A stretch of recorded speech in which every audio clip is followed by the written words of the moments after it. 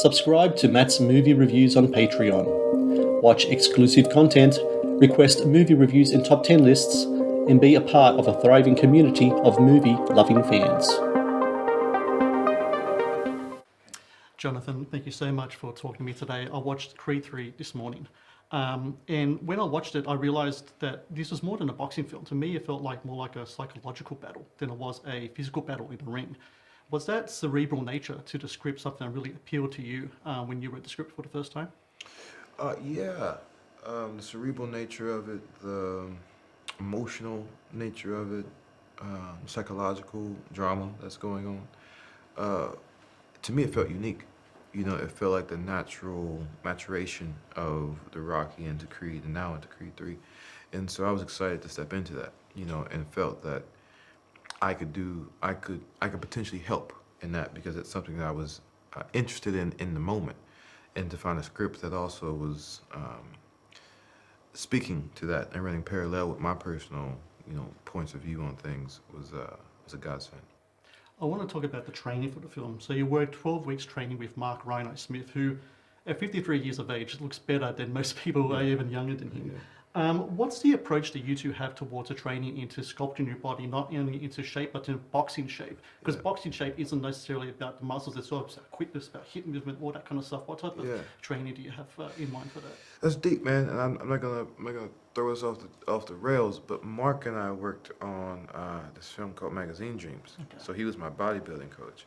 My boxing coach was a guy named Rob Sally and a guy named Clay and Corey Kaye. So those were my guys. So I had three guys kind of helping me with that. But the same question. I mean, Corey's built like a god, and Rob Sally is a Yoda.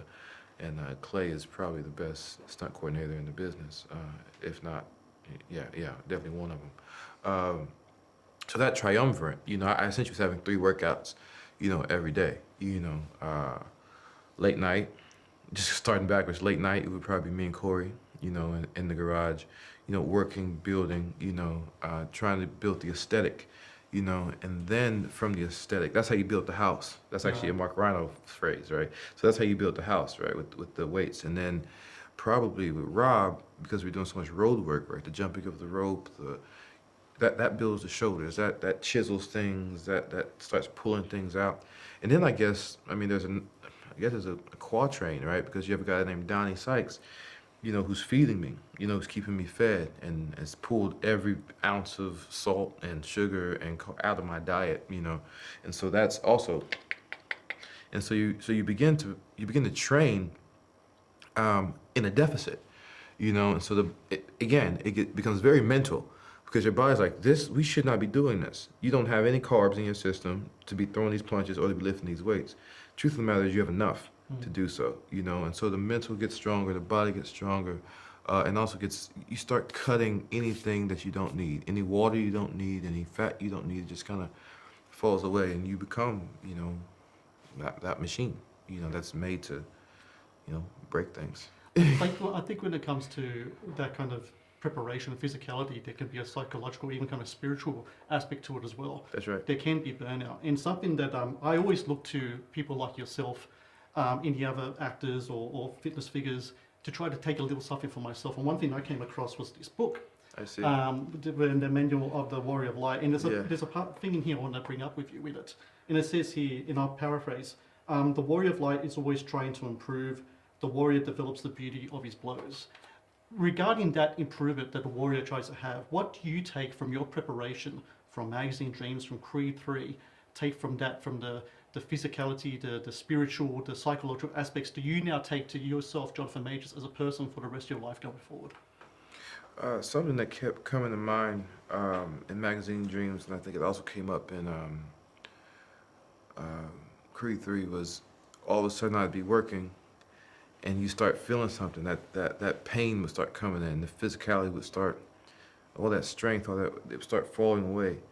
And the question would come into my brain, are you dying? Are you dying? And in a very small, calm voice, my body, are you dying? And I would say, no, you're not. Okay, then continue then, And that question, that check-in of like, are you at your limit? you know, and if you are at your limit, is this limit going to end your existence? No, it's not. And then you push forward. And I watch that limit grow and grow and grow and grow. And so now it can be, you know, not the case now, but interviews, you know, am I dying? No, you're not dying. You know what I mean? Continue. Because once you start asking that question, you begin to live at a higher frequency.